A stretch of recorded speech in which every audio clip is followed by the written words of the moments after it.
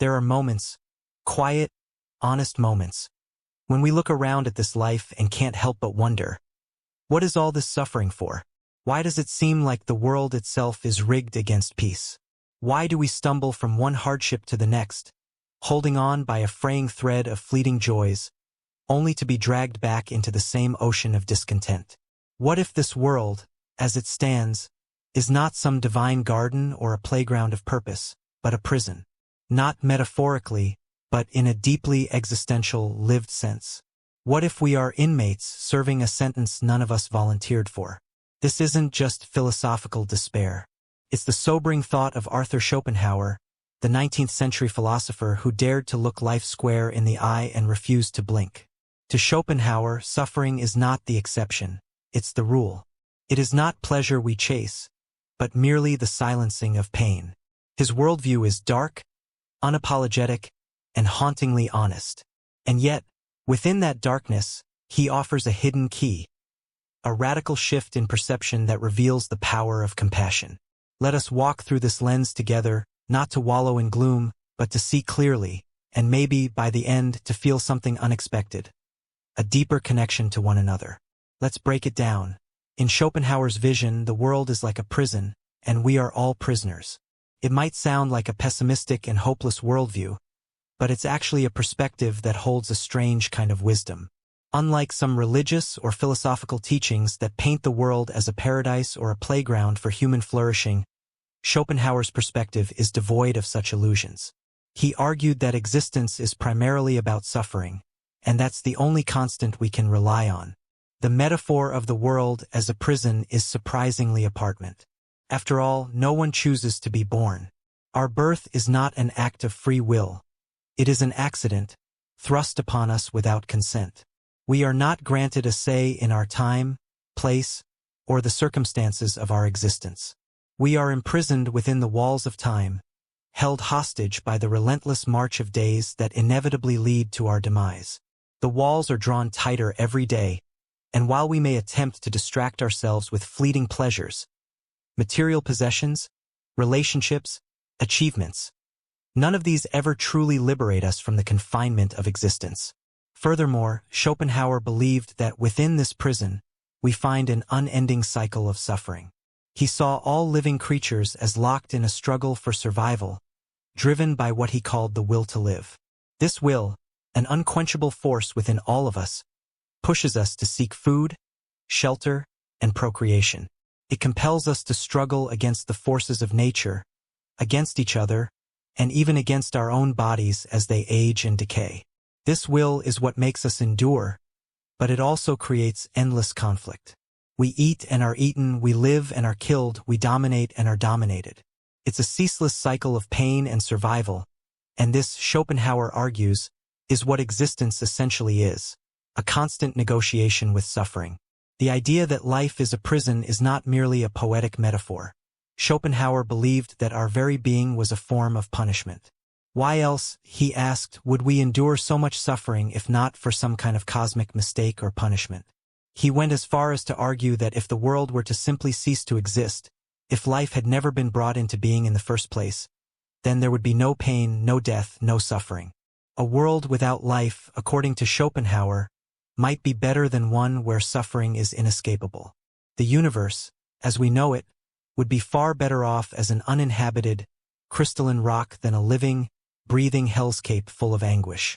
Now, if we are to accept Schopenhauer's vision of life as a prison, it might be tempting to fall into despair. After all, what is the point of living in a world so fraught with suffering? But Schopenhauer offers an important twist in his pessimism.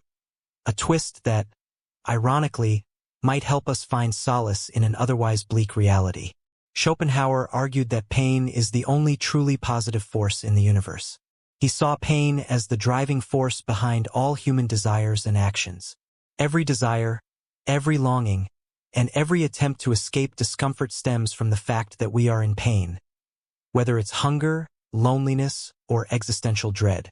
The irony, according to Schopenhauer, is that pleasure is merely the temporary cessation of pain, a brief relief from discomfort. It's not the fulfillment of desire that brings us joy, but the ending of a state of deprivation.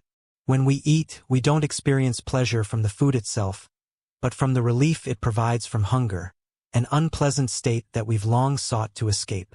This idea that pain, not pleasure, is the true positive force in the world might sound counterintuitive at first, but it offers an important insight. Life is a constant struggle to mitigate pain. We don't live in a world where happiness is easily attained. We live in a world where pain is inevitable, and the pursuit of happiness is merely an attempt to escape it. In this light, pleasure becomes a fleeting shadow, never lasting long enough to fully satisfy our desire for relief. Life, for Schopenhauer, is one long disappointment. As we age, the suffering intensifies. We may begin with youthful hope and ambition, but as time passes, we encounter tragedy after tragedy.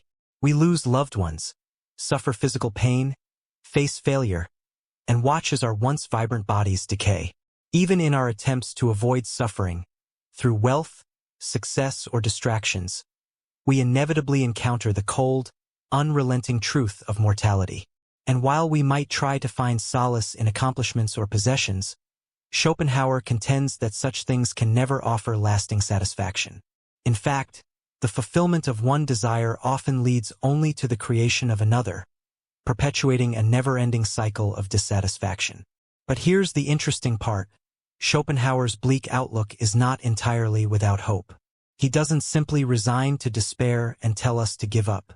Instead, he provides a new way of looking at the world, one that is rooted in compassion and understanding. If the world is a prison and we are all fellow prisoners, then it follows that we are all, in some way, suffering. We are all bound by the same chains of existence, subject to the same inevitable fate.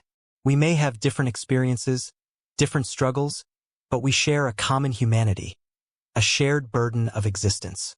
This realization opens the door to one of Schopenhauer's most profound insights: compassion. In Schopenhauer's view, compassion is not just a nice virtue to have, it is essential for our survival and well-being in a world of suffering. Compassion allows us to see others as fellow sufferers, not as enemies or competitors.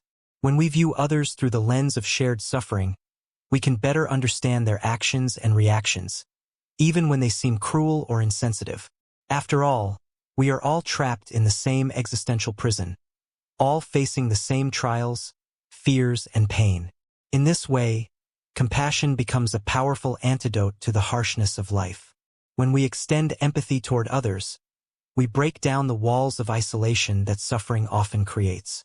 We create connections, not out of idealism or naivety, but out of a deep understanding of the shared human condition. We come to realize that we are not alone in our pain, and in this shared understanding, we can find moments of peace, support, and solidarity. Schopenhauer believed that the only way to navigate life's inherent suffering was by embracing compassion, not just for others, but for ourselves as well. If we can accept that life is full of hardship, and that every person we encounter is also struggling in their own way, we can begin to meet them with patience, tolerance, and love. This doesn't mean we condone evil or suffering, but that we recognize its inevitability and respond with empathy rather than judgment. In the end, Schopenhauer's philosophy challenges us to confront life's inherent suffering head-on. He doesn't promise us happiness or fulfillment, but he offers us a path toward acceptance. By acknowledging the prison that is existence, we can begin to adjust our expectations and develop a more compassionate outlook toward others. In this way, Schopenhauer's bleak vision of the world becomes a guide, not to despair, but to a deeper, more authentic way of living. Perhaps, in a world that feels like a prison, the greatest act of defiance is not escape, but the choice to show compassion and understanding to our fellow prisoners. In doing so, we might just find a measure of peace amidst the chaos. Thank you for accompanying. Don't forget to like and subscribe to the channel and leave a comment below, so we can discuss. Wish you and your family good health.